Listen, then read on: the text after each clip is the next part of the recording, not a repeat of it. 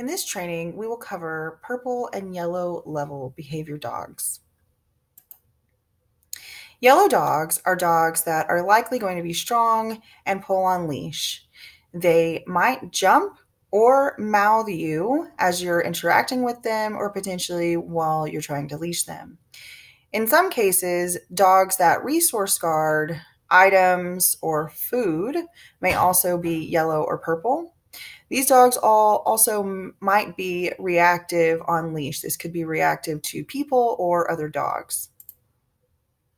Purple dogs are the dogs that normally would have qualified as yellow for being fearful.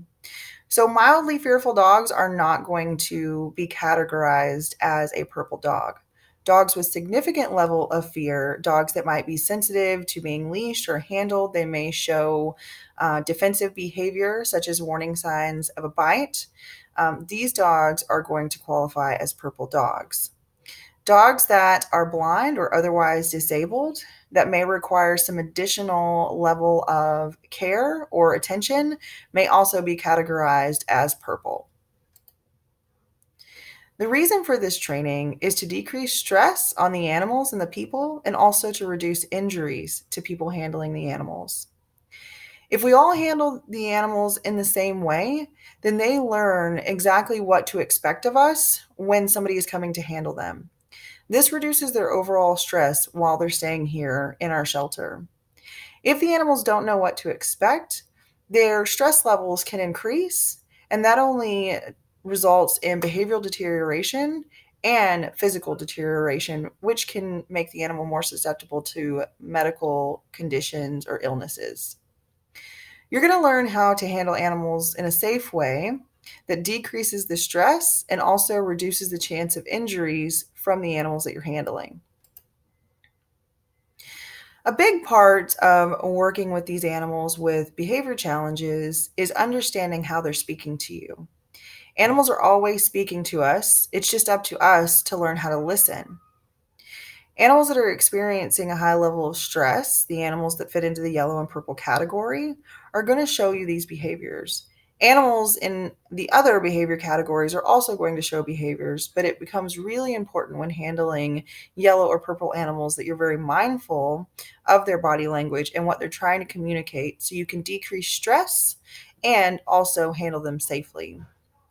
The image on this screen is taken from the behaviors that are in a book by Turid Rugas. Her name is in the lower corner.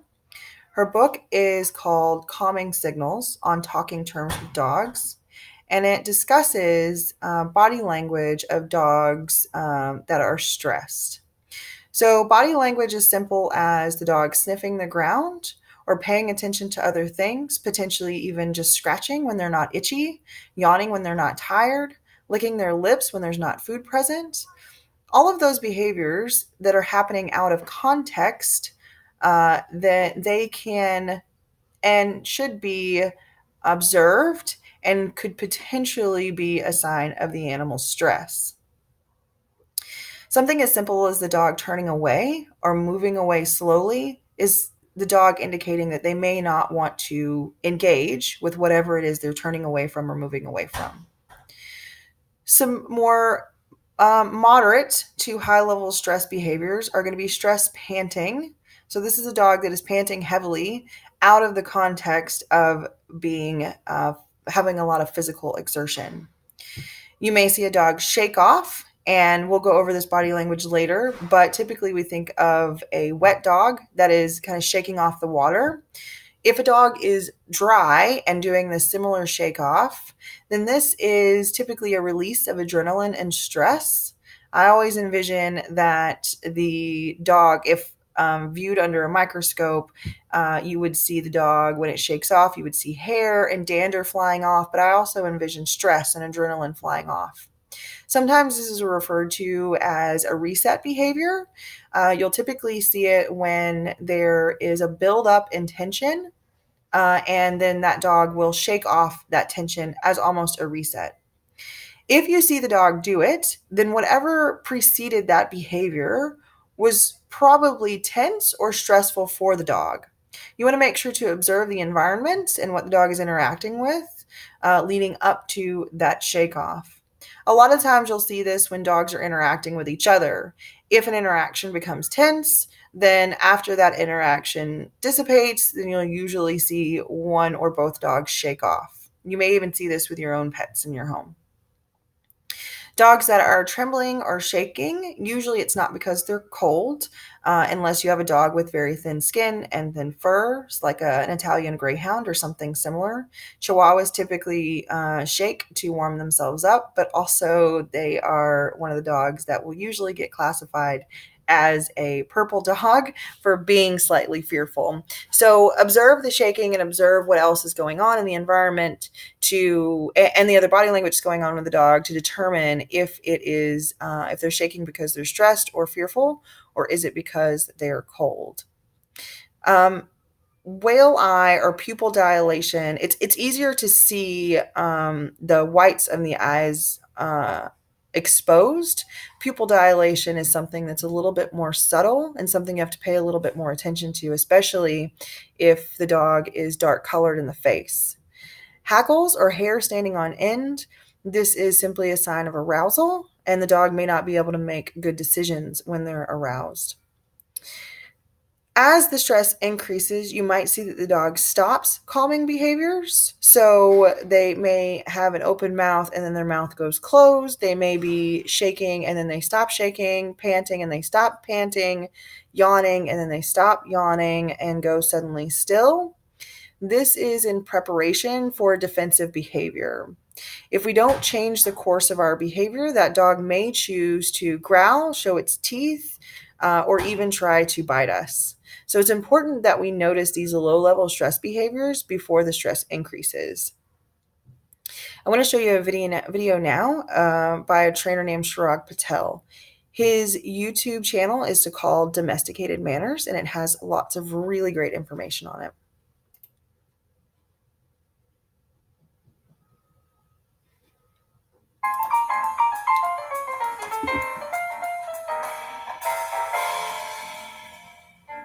Has anybody this new game thing that Chirag Patel's doing? Yeah, it doesn't have a bucket in it. Yeah, it's something to do with buckets. A bucket game. Yeah, I think that's what it's called, the bucket game. Do you know what it is? No idea. It looks good though. Maybe we should ask what it is. Yeah. So Chirag, what is the bucket game? So the bucket game is a fun way of giving dogs choice and control when we do training with them, especially training for care behaviors, husbandry behaviors like touching the dog's ear, putting the lead and collar on, clipping their nails, looking in their eyes, taking a blood sample. We can use the bucket game as a way of saying to the dog, you tell us when you're ready, and the dog can have a conversation using the bucket game. So you're basically saying it's the dog's way of being able to talk to us? Yeah, that's excellent. I love the way of thinking that the dog and us can have a conversation. So it's not one-sided. The dog has a voice, we have a voice. And so the dog has a way of saying, okay, I'm ready. Hold on, I just need to stop for a second. Okay, I'm ready again. I can focus on you. Oh, one sec. I just need to have a look at something else. Okay, now I'm back. I can concentrate. So they're not actually using their voices? No, it would be great if they could, but they're using their behavior, and we're teaching dogs that their behavior has function, their behavior has outcome, and so the dogs learn their actions are powerful. Now, often with dogs, what we do is we misunderstand some of the dog's signals or their behaviors when they're almost, if you think of it as whispering or talking, but when they raise their voices and they're shouting and screaming at us, that's when we listen. So with a dog shouting and screaming might be a dog growling or a dog actually posturing or freezing. The dog might snap or go to bite, and that's a dog getting angry, or maybe a dog who's saying, stop it now, or get away. Wherever, when the dog's whispering and just saying, I'm not sure about that. I just need to take a breather for a second. Can you just slow down for a sec? When the dog's talking to us, we want to be able to understand this. And so by the bucket game, we can give the dog a way of saying, okay, you can whisper and we'll listen. You don't have to shout and scream. So it's basically like a game of choice? Yep, it's perfect. Game of choice. Let's call it. It's the bucket game, the game of choice.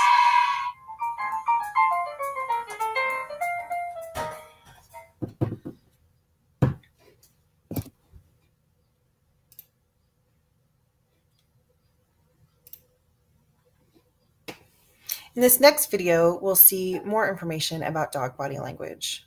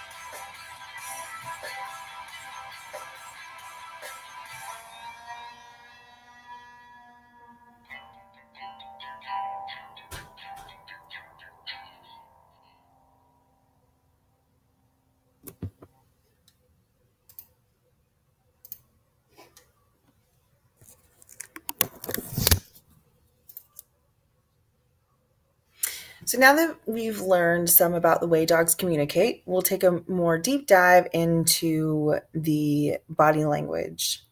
So as I mentioned before, pupil dilation can be really subtle. Often when you take a picture and you see the dog's eyes are glowing, such as the boxer in the bottom corner, that is because their pupils are dilated and the flash is reflecting off of their pupils. The black dog just above him with the blue collar has relaxed pupils, but he also has some wrinkling of his brow. He looks interested, curious. His ears are slightly forward, but he is showing some relaxed body language. The mountain dog laying next to him is showing a little bit of the whites of his eyes, but his pupils look relaxed.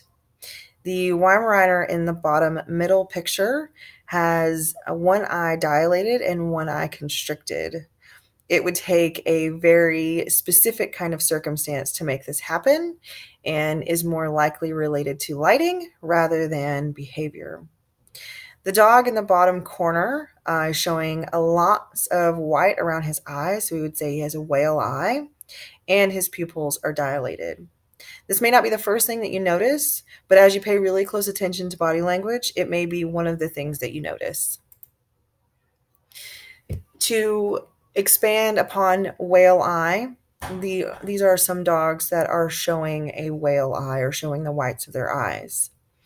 A trainer I recently heard referred to this as the dog's face is facing one direction, but their eyes are facing another direction, keeping an eye on something in the distance or something that they're concerned about or something that they want to pay attention to. In the situation on the bottom where we have the baby lifting the lip of the dog may be looking at an exit area or maybe looking at another person, signaling for some sort of support or help. The dog in the bottom corner looks like the guy is maybe taking a selfie of him and the dog. The dog is facing forward, but his eyes are looking to the side, potentially looking for an exit. Both of these dogs are communicating that this is a situation that they would rather not be in, but sometimes people force dogs into these situations where they're uncomfortable, which can lead to bites or the dogs becoming more fearful or showing aggressive behavior. It's up to us to control our behavior so we don't experience some of these more negative behaviors. Sometimes dogs come into the shelter and they have experienced these things in their past life. Therefore, they may have built up a repertoire of this behavior working for them. But it's up to us to reduce that animal stress so they realize that that's not the behavior that they have to use here to get the things that they want. To do that, we have to read their body language and understand what they're saying to us so we know when to give them a little bit more distance or space so they feel more comfortable. These pictures show several different things. The hard eye, like the border collie in the top corner, he's got a very focused stare, which may also be referred to as a hard eye.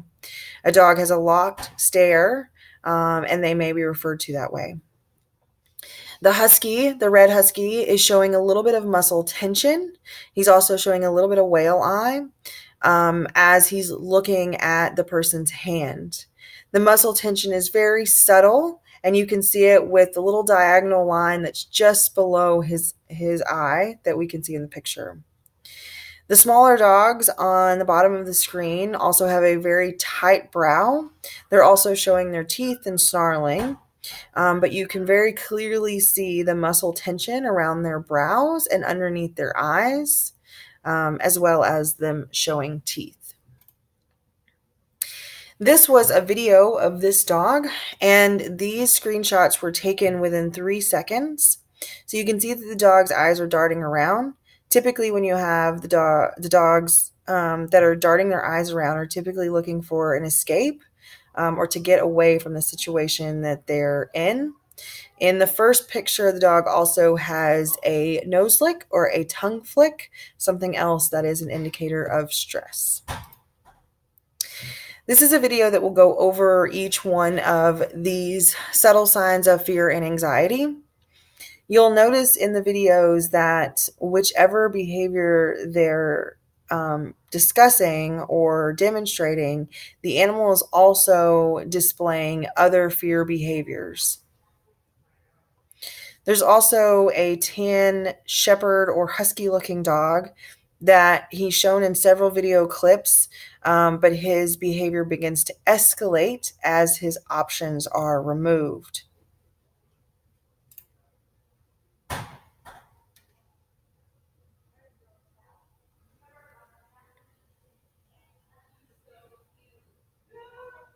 Just a moment while I find the video.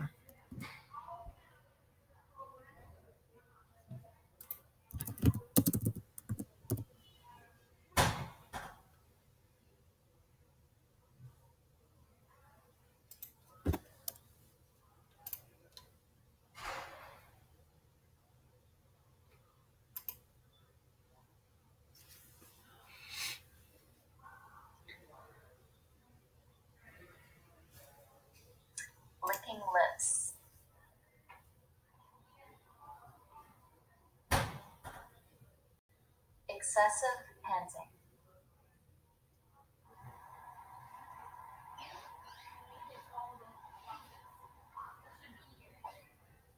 Brow furrowed, ears to side.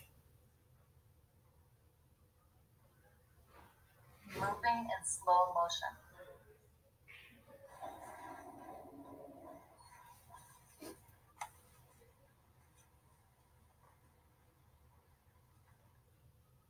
Yawning that seems out of place.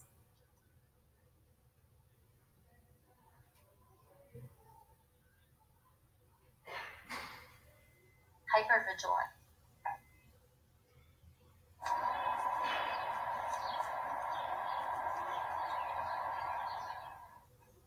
Moving away.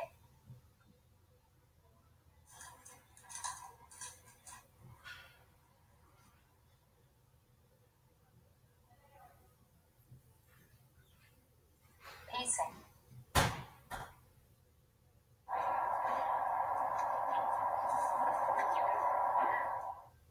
If initial warning signs are ignored, the fear can lead to anxiety, extreme submission, barking, growling, air snapping, biting.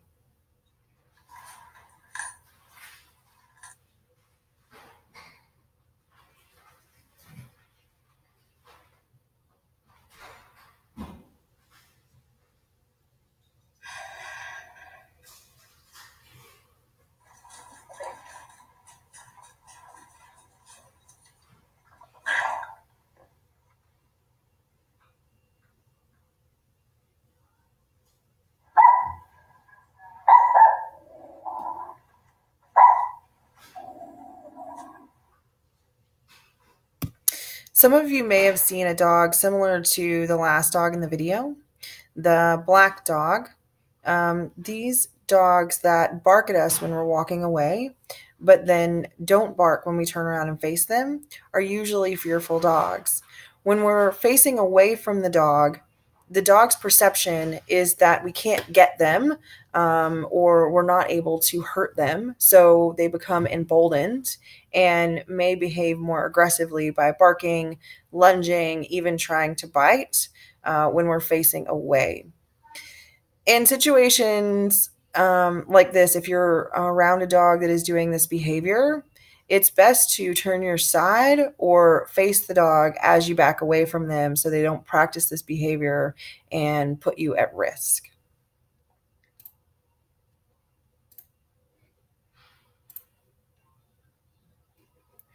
These dogs are showing excessive salivation. Sometimes dogs will do this when they're hungry, or after they've been riding in a car, or while they're riding in a car. But dogs that are excessively salivating, this is a response that they don't have a lot of control over, and it is a sign of significant stress. These dogs are showing some freezing or stiffening. I spent a lot of time observing body language in the context of a behavior assessment. And anytime that we recorded a bite, there were two things that always happened before the bite. One was a freeze, the other was a stare. They didn't necessarily happen in order, and sometimes they were so quick that we had to play back a video in slow motion to see it, but it was always there.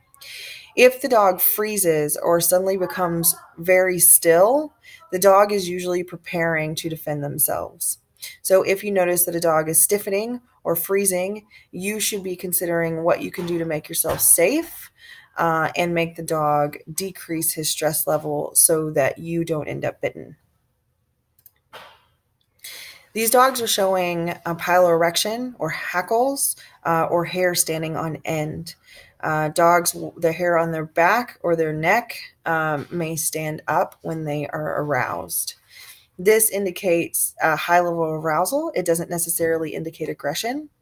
But as I mentioned before, a high level of arousal decreases the dog's ability to make a rational decision.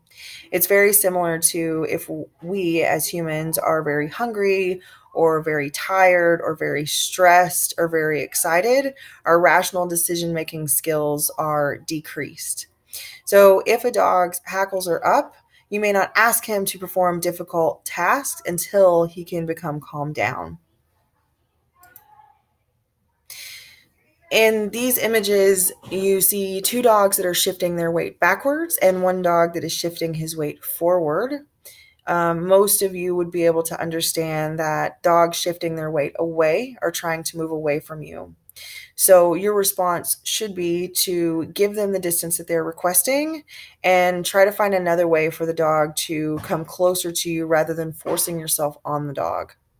These dogs are showing that the interaction is stressful for them and they'd like to move away from it.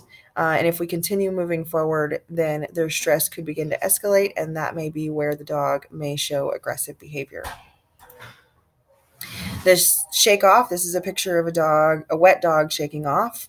But if this dog were not wet, we talked about how this might be releasing adrenaline or stress with a very similar behavior. The paw lift in these images appears to be in a couple of different contexts.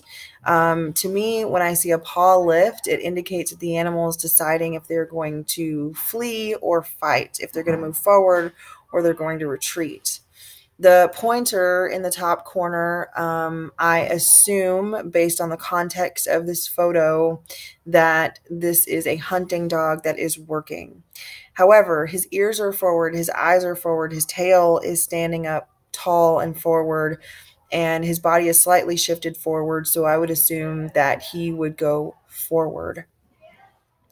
The dog below him is showing behavior that is more down or submissive. So ears are down, eyes look to be facing down, head is low, tail is low, paw is lifted. So dog appears to be moving away. This dog does not appear confident in whatever the context is that's happening.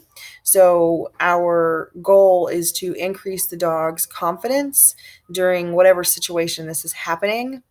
But we do that by not forcing them to do things, but exposing them gently to things without bad things happening or perceived bad things. It's not up to us to decide the bad things. It's up to the animal to decide what they do and they don't like. The dog in the bottom corner, the poodle mix dog, appears to be conflicted, maybe. Head is high, ears are back, tail is lowered. And body appears to be slightly crouched, or the dog appears to be slightly moving away. However, the head is facing up in a pretty confident manner. So this dog could be preparing to defend themselves. This dog appears to me to be conflicted, that he could go forward or could go backward. And sometimes that does happen, that the animals appear conflicted.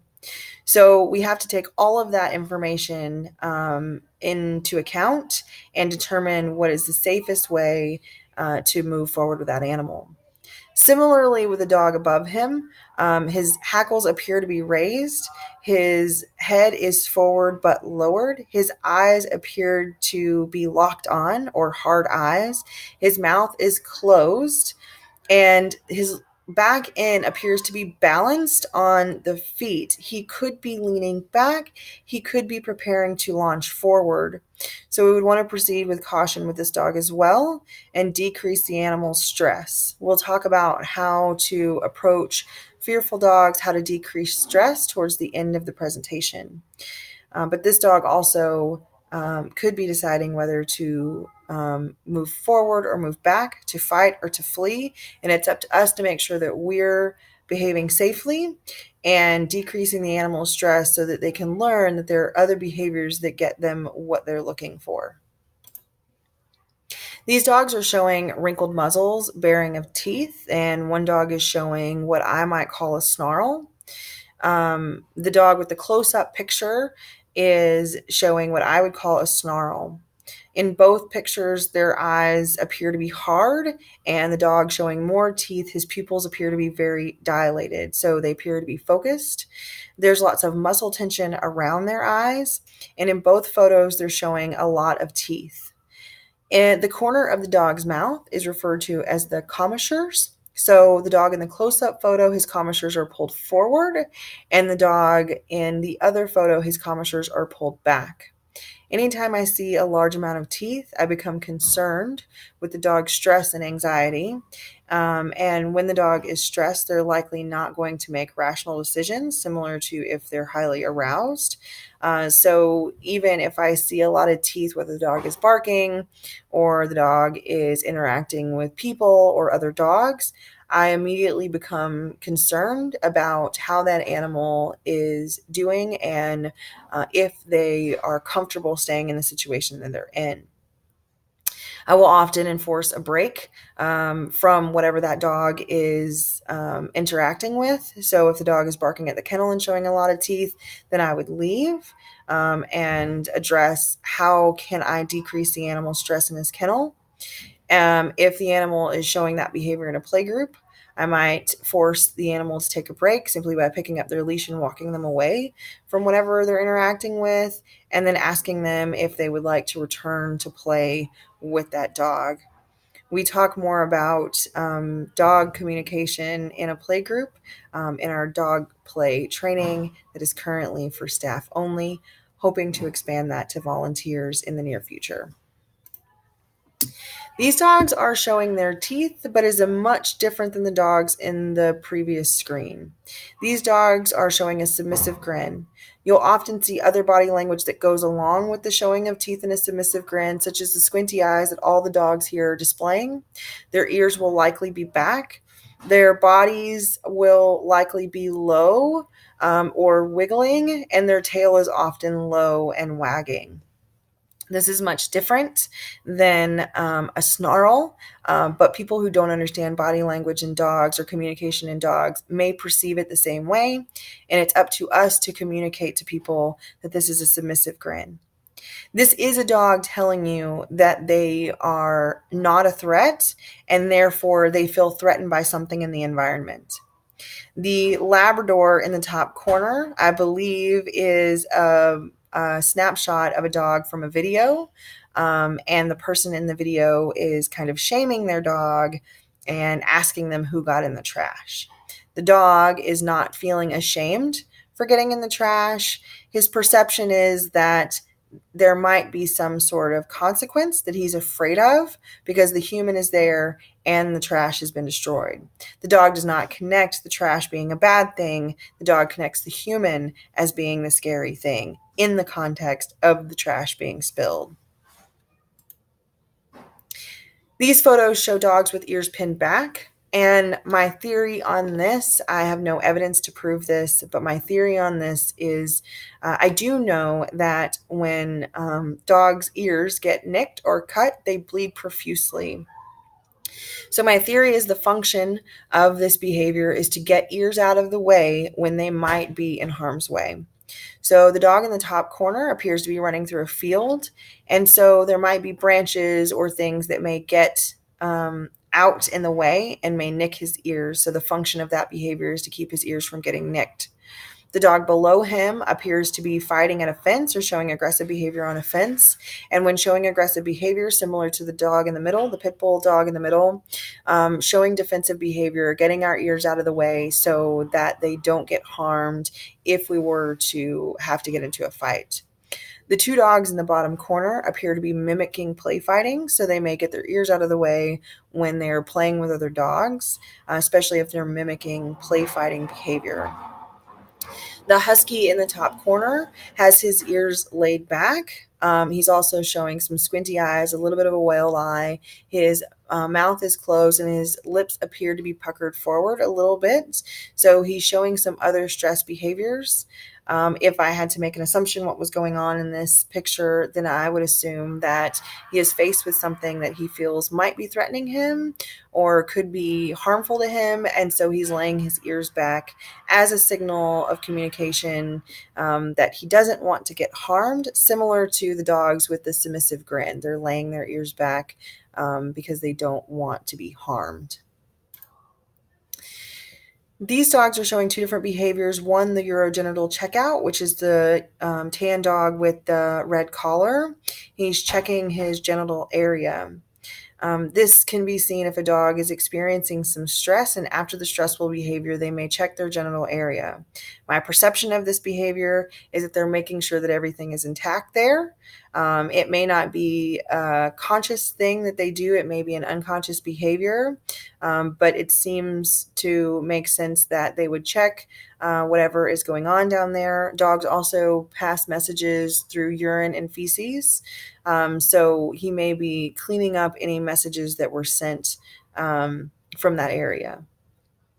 The other dog is showing his belly, and not all dogs who show their belly are asking for a belly rub. This dog is showing his inguinal area, which is where his belly and his hind leg come together. In that little joint area is the inguinal area. So this could be referred to as inguinal exposure.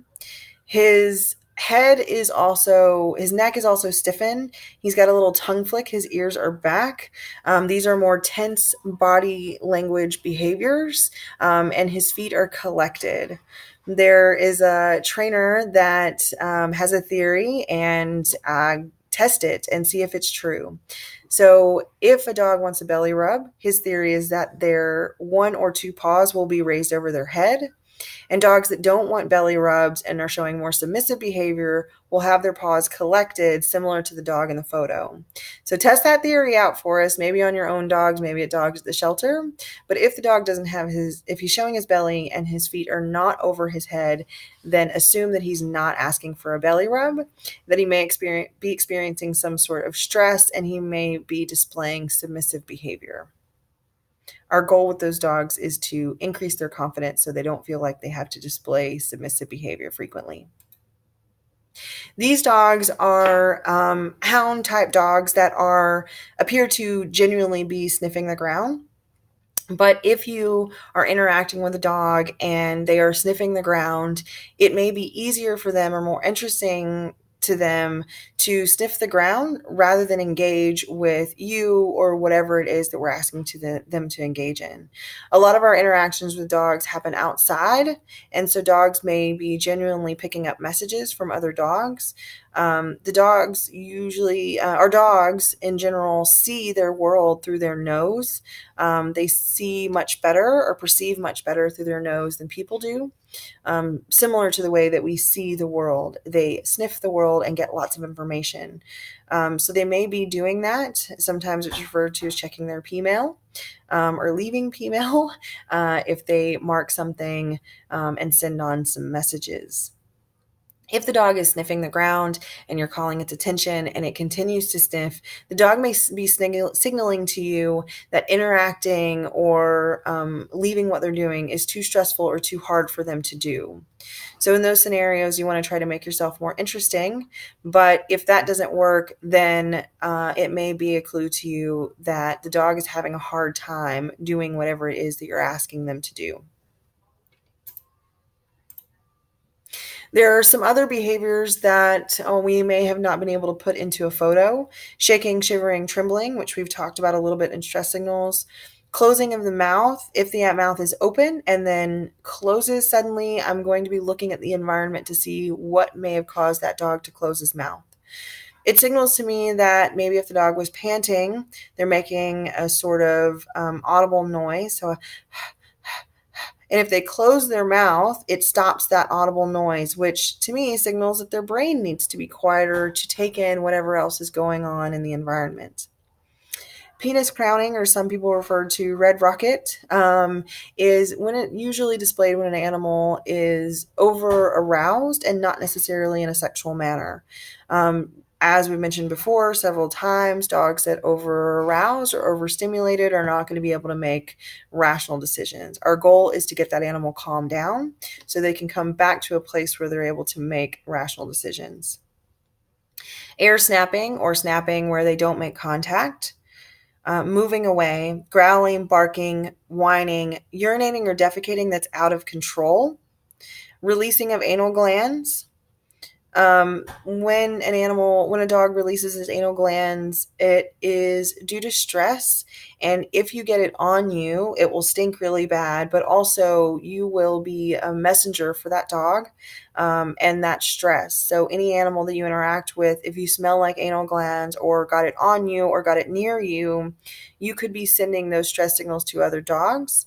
If that happens to you, you should change your clothes so that the other dogs that you interact with are not experiencing that same level of high stress. At the bottom of the screen that is slightly cut off is compulsive behavior. So tail chasing, fly biting, shadow chasing. When you see these types of behaviors, they're typically stress related, but they also are hard to stop. We have to usually put in environmental management so that the dog doesn't display those behaviors. This is a reason why we don't use laser pointers with dogs. It's been proven that in shepherd type breeds, using a laser pointer can increase compulsive type behaviors. So you might see if a dog is played with a laser pointer, they may actually chase light or chase shadows after that. It's different in cats. So just in dogs, this is a concern. Sweaty paws is also something that's very difficult to see. It really depends on the type of floor that the dog is walking on. But if you have a dry dog that walks across a hard surface and you see wet paw prints, it's because the dog is sweating through his paws. Dogs send messages through their urine, feces, and also through their paws. So as they're walking or kicking up grass, they're also sending scent and pheromone and leaving messages for other animals. So although I mentioned P-mail, they're actually sending messages in many different ways. Teeth chattering is also listed on here. Typically, you're going to see that with an anxious dog, and you would know it was anxious by looking at other behaviors that are going on. Somebody once told me that teeth chattering is a predictor for a bite, which I have never seen that to be true or heard to be true. So I don't know that I would give much credit to that observation. Teeth chattering, sometimes you'll see it when an animal is picking up the scent of another animal's urine, but we never know what type of messages have been sent in that urine, so it may cause some slight anxiety. I've also seen a tad bit of foaming happen when animals are chattering often, but it doesn't always happen. So now let's talk about some more body language using neutral or relaxed dogs. So 3 out of the 4 dogs in this picture are showing a relaxed mouth. The golden retriever in the bottom corner is slightly relaxed, but his tongue is sticking out of his head where the other 3 dogs have their tongues collected. So I would say that the other 3 dogs are showing a relaxed mouth, and he is showing a slightly stressed mouth. We can tell by the photo that there may be an environmental stressor of the person hugging the dog. Dogs don't typically like hugs, especially from people that they don't know, because in dog body language, if another dog is hugging this dog in a way that this person is hugging this dog, it is typically a threatening behavior or a behavior where the dog is not easily able to escape and choices are limited. If a dog's choices are limited, they may show more defensive behaviors. This dog is clearly not showing more than just his tongue sticking out a little bit. So we're very far from the realm of fearful behaviors, but know that behavior can change very quickly. The other things that you're seeing in 3 out of 4 of these dogs is that their ears are back. So we're just looking at the part of the ear that connects to the skull rather than the droopy part of their ears like the Basset Hound in the bottom photo or the Golden Retriever in the top photo. So ears forward is alert, ears pinned back we've covered. So these dogs appear to have neutral or relaxed ears.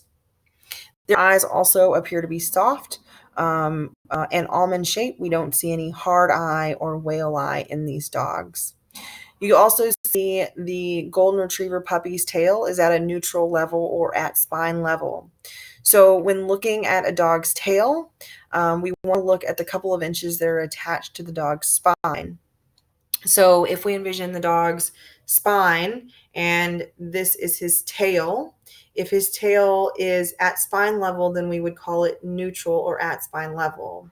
The further the tail goes up, the more alert the dog is. Dogs that are on high alert may not be relaxed and therefore may not make rational or safe decisions. So we want to take that in context. Anything in between that, so anything in between neutral and high alert, the dog may be a little bit alert, and the higher it is, the more high alert we are. The lower to spine level it is, the more neutral the dog is.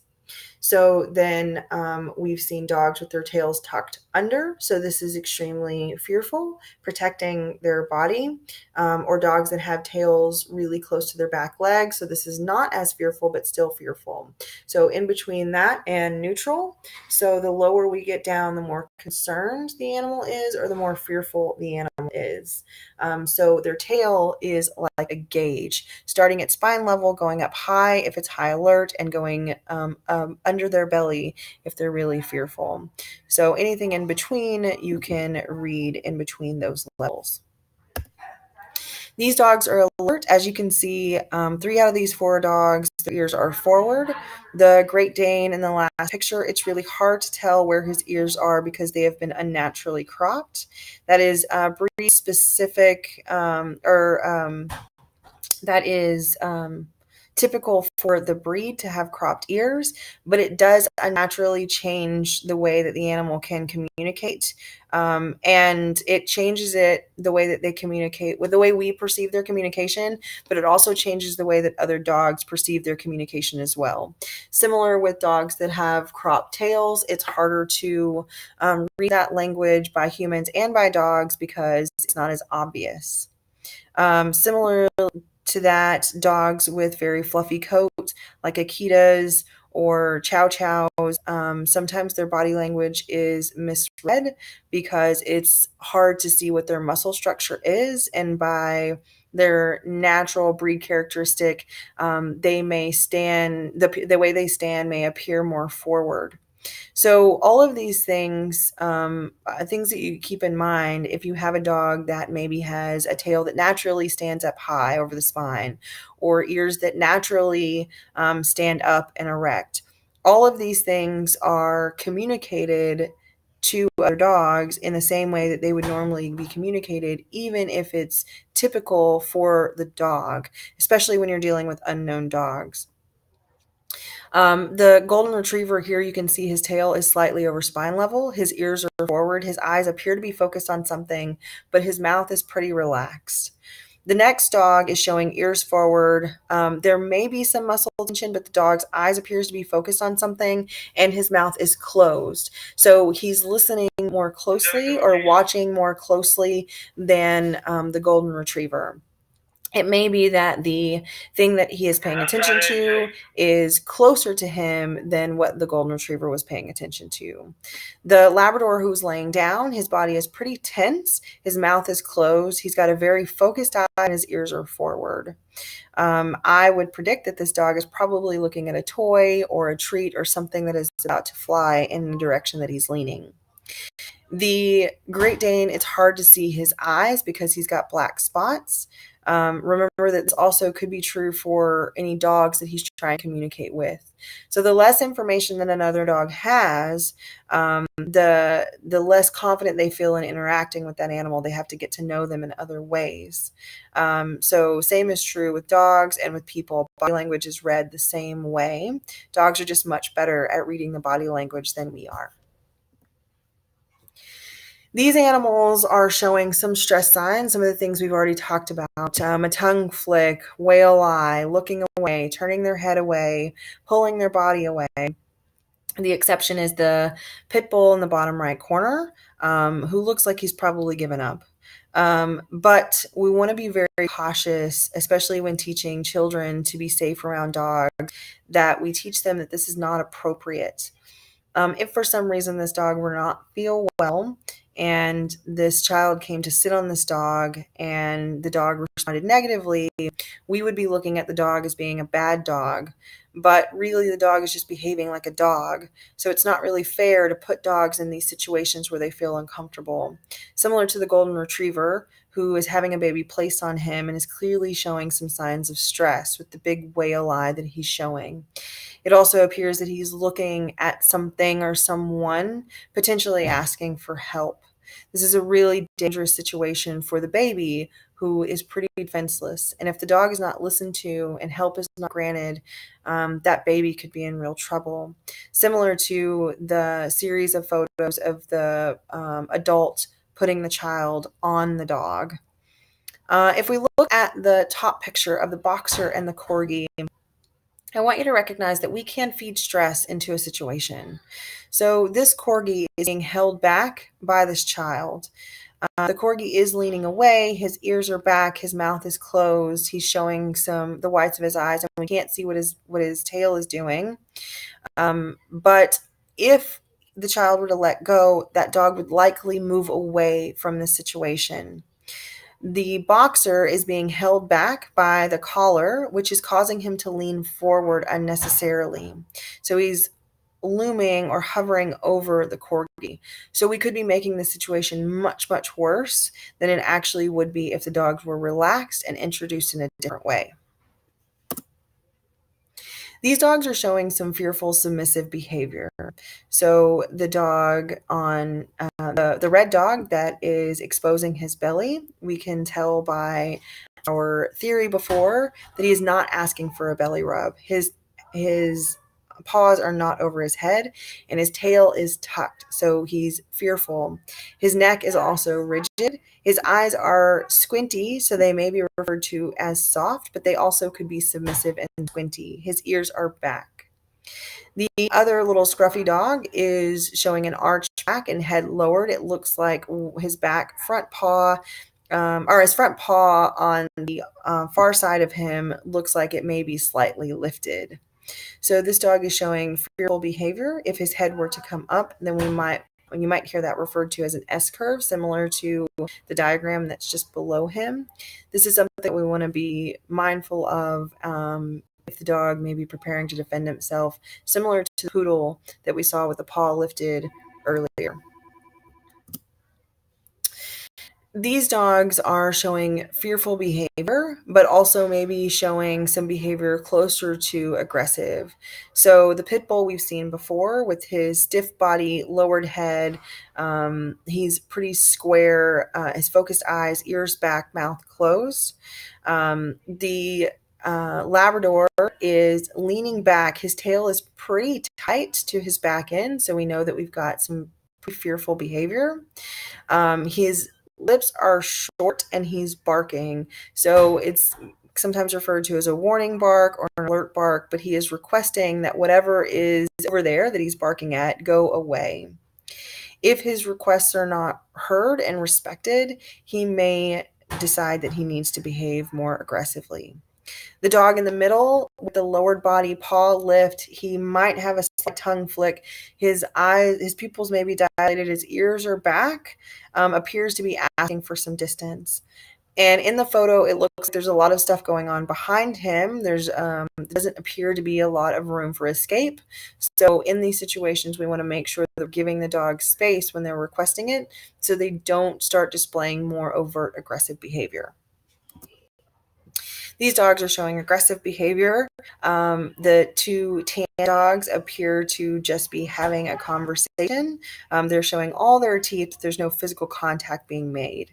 In the middle picture, you can see again where leashes are potentially causing that to be worse than it needs to be by giving the dogs the appearance of pulling forward, leaning forward, and they're clearly showing that they're tense, their hackles are raised, their tails are high.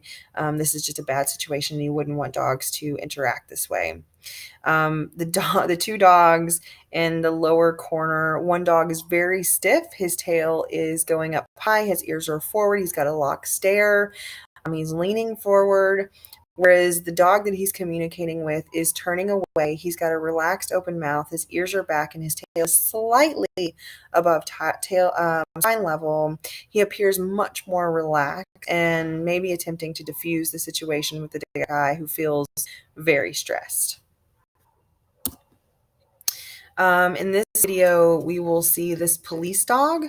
We'll watch his body language, and we will watch it once in real time, and then it will show in slow motion.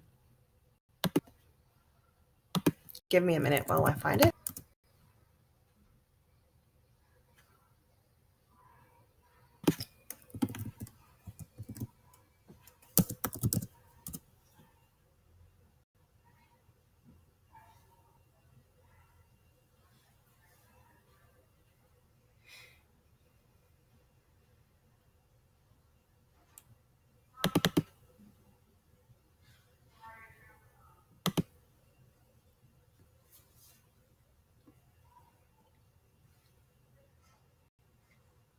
Pedro makes a move that shocks everyone. The young dog attacks with his mouth wide open. Officer Best watches his... So watch that back full screen, and I want you to watch some of the behaviors that happen just before this bite happens. The dog looks at the person he bites. He looks down. He looks at his handler. There's a lip lick. The reporter in the white shirt taps on the dog's head, puts both his hands around the dog's neck, and then leans up over the dog. The dog is also forced in close proximity on a short leash between these two people. Pedro makes a move that shocks everyone. So in reality, this dog's behavior was not shocking if you were reading his signs correctly. Understand that police dogs are trained to bite, and so this dog should have never been this close to someone who's not his handler.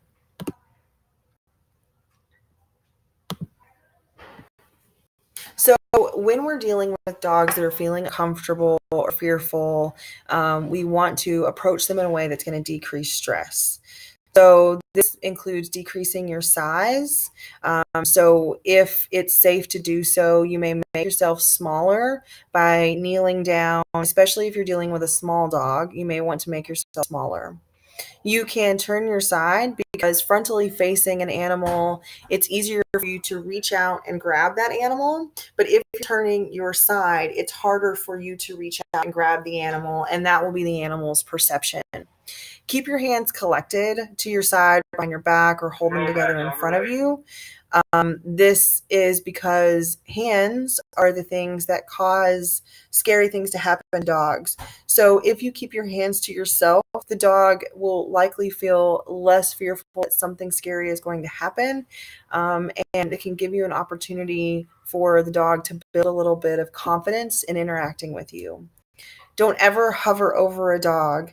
It's very unsafe to do so. For fearful dogs, it can make them feel trapped and more defensive.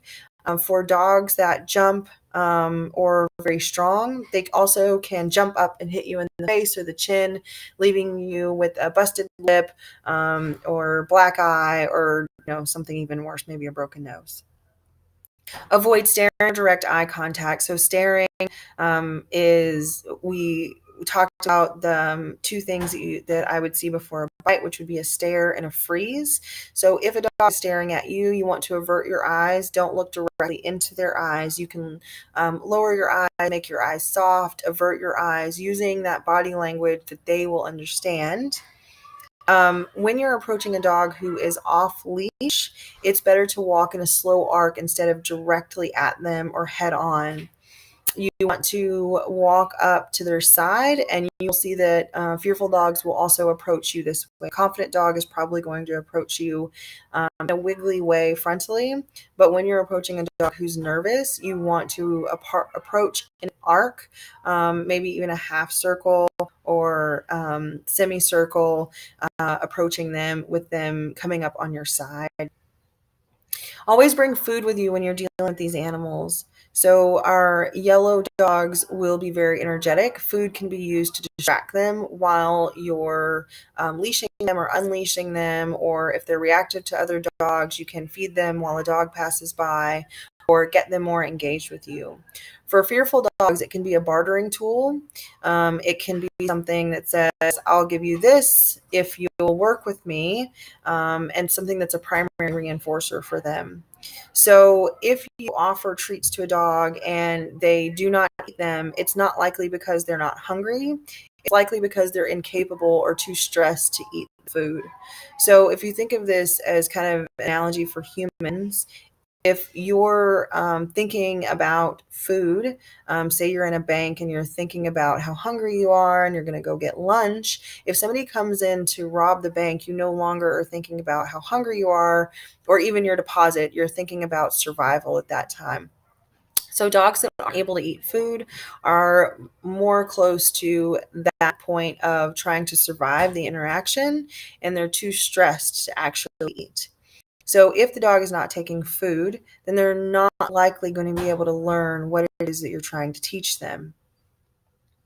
Our rule here in approaching dogs or approaching animals is to approach 80% of the way, but allow them to come the rest of the way to you. As staff, sometimes we have to do things with dogs and we don't allow them to move away because of medical procedures, or we have to clean their kennel, or they have to be introduced to potential adopters. And so as volunteers, it becomes extremely important that you allow them to speak naturally to you so that they can build their confidence that the things that are scary to them are going to be happening minimally. And if the dog says that they don't want to interact, that's okay, and we should respect that and not force them to interact. Walk away, maybe leave some treats for them, and come back in a little while. If they've eaten the treats, there's a good chance they're feeling a little bit more comfortable. You may have to repeat that a couple of times before you get the dog ready to interact with you. But the last thing that you want to do is force an interaction with a dog who says that they don't want to interact. This is where a dog may feel that they need to become defensive. Let the pet initiate the touch to build trust that they have a little bit of control over the situation. If we initiate touch, we're not listening to that dog's request. That dog may be telling us no, they don't want to interact. But if we initiate the touch, then we've told them we don't care what they're saying. We're not going to listen to what they're saying. We're just going to do what we want to do anyway. And when you're dealing with a fearful dog, this could be the thing that really breaks their trust in dealing with people while they're staying here at the shelter, which could make it harder for everybody else to interact with that dog. Talk softly or not at all. Typically, when I'm interacting with a dog, I don't know what cues or behaviors they know. I don't know what language that they know. I don't know what they've been taught or what they haven't. So I won't use a lot of language to interact with them. It's okay to talk to the dog, but sometimes words can be extra stimuli that may increase their stress. So if your talking is causing more stress, try focusing on listening rather than talking to the dog. Listen to what the dog is telling you, and you do that just by watching. Just stop talking, watch what the dog is doing, and communicate with them using body language rather than your voice. Don't turn your back or run from an unknown dog, especially if you're seeking safety. If you run, you'll incite a chase. And we talked about earlier how turning your back can embolden a dog who's behaving fearfully. Always know your exit course in anything that you're doing. If you take a dog out of a kennel, you want to know what's the safest exit to get them out. If you come across another dog and you have a dog that is reactive, you want to know what your exit course is before that happens. So maybe you have to turn around and go the other direction. If you're handling a dog that suddenly becomes dangerous, you need to know what your exit course is. You need to be prepared to have an exit course. That may mean putting the dog in an enclosure and letting a staff member know. But always be prepared with an exit course for anything. When you're handling an animal, you always want to know what is the safest way to get out of this if things are not going as I want them to go. If the dog's jumping on you or pulling heavily on a leash, your exit strategy should be to put that dog back, if it's at all possible. If it becomes too difficult, find the nearest enclosure and contact a staff member and let them know that you've left the dog in that area and somebody else can handle the dog. Dogs are always speaking to you, but you have to listen to them. When you're dealing with fearful dogs, use slow, predictable movements that allow the animal to predict what's coming next.